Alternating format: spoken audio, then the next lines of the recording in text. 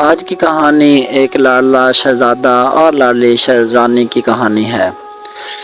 ایک دن قسمت نے عجیب کھیل کھیلا۔ لاڈلا شہزادہ باغ میں چہل قدمی کر رہا تھا۔ ہلکی ہلکی ہوا چل رہی تھی اور پھولوں کی خوشبو فضا میں پھیلی ہوئی تھی۔ اس وقت وہاں ایک خوبصورت سی لڑکی آئی جسے سب لاڈلی رانی کہتے تھے۔ اس کے چہرے پر معصوم سی مسکراہٹ تھی اور آنکھوں میں نرمی اور محبت جھلک رہی تھی۔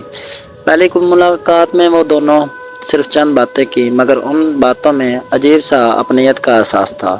آہستہ آہستہ ان کی ملاقاتیں بڑھنے لگیں اور باتیں لمبی ہونے لگیں۔ جلد ہی وہ اچھے دوست بن گئے۔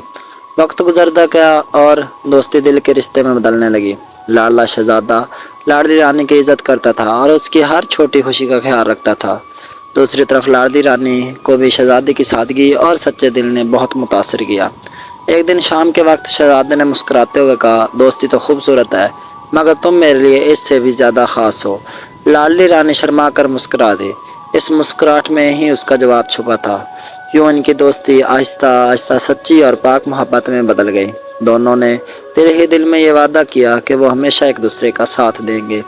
اس طرح لاڈلا شہزادہ اور لاڈلی رانی کی کہانی محبت، خلوص اور وفا کی ایک خوبصورت مثال بن گئی۔